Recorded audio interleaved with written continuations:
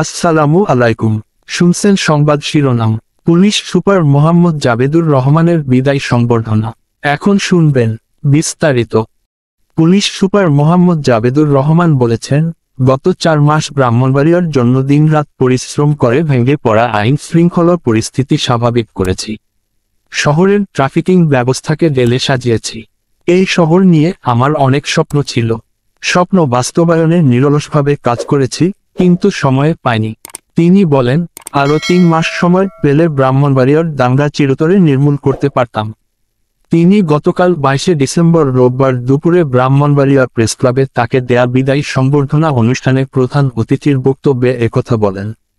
প্রেসক্লাবের সভাপতি জাবেদ রহিম বিজনের সভাপতিত্বে ও সহ-সভাপতি নিয়াজ মোহাম্মদ খান বিটুর সঞ্চালনায় অনুষ্ঠিত সংবর্ধনা অনুষ্ঠানের বিদায়ী পুলিশ সুপার মোহাম্মদ জাবেদুর রহমান আরও বলেন, বিগত 15 বছরে পুলিশ একটি দলের হয়ে কাজ করেছে, যার জন্য পুলিশের প্রতি সাধারণ মানুষের একটা বিদ্বেষ ছিল। বর্তমান সরকার পুলিশকে জনগণের পুলিশ হিসেবে দাঁড় করাতে কাজ করছে। তিনি বলেন, আমি ব্রাহ্মণবাড়িয়া জেলায় যোগদান করেই প্রথমে প্রেসক্লাবে এসেছি, আবার চলে যাবার সময়েও আবার প্রেসক্লাবে এসেছি।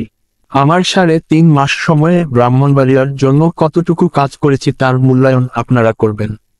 তিনি বলেন, পুলিশের অনেক ভুল ত্রুটি ছিল। বৈষম্য বিরোধী ছাত্র জনতার আন্দোলনের সময় দেশে 44 জন পুলিশকে মারা হয়েছে। এতে করে পুলিশের মনোবল ভেঙে গিয়েছিল। আমরা পুলিশের মনোবল ফিরিয়ে আনার জন্য কাজ করছি। তিনি বলেন, পুলিশের সংস্কার প্রয়োজন। তিনি বলেন, ব্রাহ্মণবাড়িয়া সদর মডেল থানা ও থানার সকল গাড়ি আসবাবপত্র পুড়িয়ে দেওয়া হয়েছিল। একটা ধ্বংসস্তূপের উপর আমি ব্রাহ্মণবাড়িয়ার পুলিশ সুপার হিসেবে যোগদান করেছিলাম। আইন শৃঙ্খলা পরিস্থিতি বলতে কিছুই ছিল না। এমন পরিস্থিতিতে কাজ করতে কষ্ট হয়েছে। তিনি বলেন, বর্তমানে ব্রাহ্মণবাড়িয়ায় পুলিশের সংকট রয়েছে, গাড়ির সংকট রয়েছে। এই সমস্যা একদিনের নিরসন করা সম্ভব নয়। তারপরও বর্তমানে পুলিশ ভালো কাজ করছে। তিনি বলেন, ব্রাহ্মণবাড়িয়ায় কাজ করতে পেরে ভালো লেগেছে।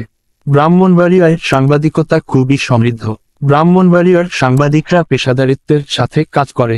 ব্রাহ্মণবাড়িয়ার জন্য কাজ করতে পেরেছি, এটাই আমার সান্ত্বনার জায়গা। পুলিশ সুপার বলেন, 5 আগস্টের পর ব্রাহ্মণবাড়িয়ার ট্রাফিকিং ব্যবস্থা সম্পূর্ণ ভেঙে পড়েছিল। আমরা আস্তে আস্তে ট্রাফিকিং ব্যবস্থা আগের জায়গায় ফিরিয়ে আনার চেষ্টা করছি। ব্রাহ্মণবাড়িয়া 24.news